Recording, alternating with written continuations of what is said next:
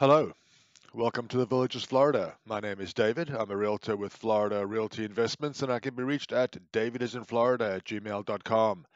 If you have any questions about real estate in the villages, if you're interested in buying or selling a home, or you're just curious as to what your home might be worth, please contact me. I'll be happy to answer any questions you have. 2 points I'd like to make. First, make sure you check the date on this show. We produce this report every week. Make sure you're getting the most recent information. Secondly, all of this information is drawn from the multiple listing service.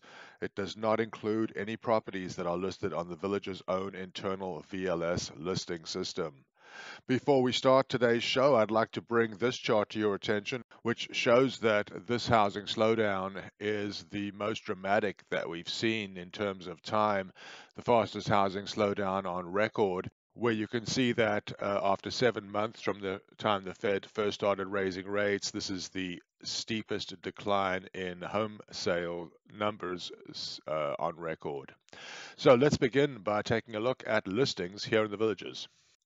This chart shows us the total number of listings, which this week are 273. They range in price from $159,000 to almost $2 million. And as you can see on this graph, the rise in the number of listings has been inexorable over the last several weeks. This table shows us these listings in more detail, broken down by price segment. If we look at the most active price segment, which is the $300,000 to $500,000 price range, this week there are 166 homes for sale. Last week there were 168. The week prior to that, 164. The week prior to that, 159, and the week prior to that, 157. Here's a look at what the median listing price per square foot for all listings is this week, $271.12, slightly higher than we've seen over the last couple of weeks, but still at the lower end of the range. Here we take a look at how long the median time on the market is for all of these listings. Currently 45 days is the median time.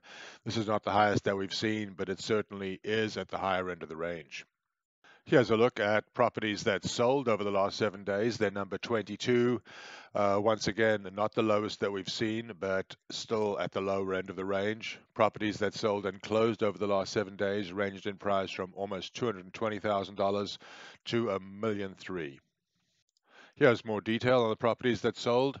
In the most active price segment, the $300,000 to $500,000 range, there were 13 sales. The previous week saw 10, the previous week 14, week prior to that 5, and the week prior to that 18.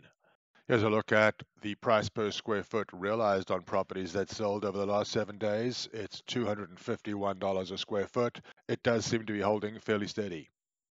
If we take a look at how long the properties that sold were on the market, the median time is 40.5 days.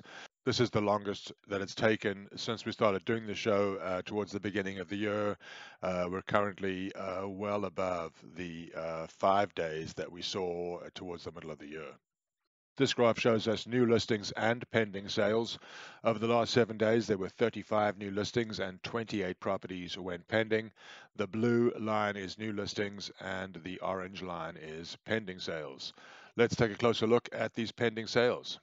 This is a look at the median price per square foot on those pending sales.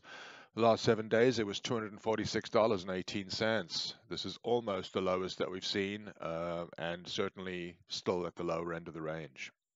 This graph shows us the median time on the market for the homes that went pending. It was 33 days, except for the aberration at the beginning of October. This is the longest period of time that it's taken for these pending home sales since we started doing the show. This interesting graph shows us the price change from the original listing price for the homes that went pending. The median price change for the homes that went pending was a decrease of 7.77% from the original listing price. Not the highest we've seen, but certainly among the highest that we've seen.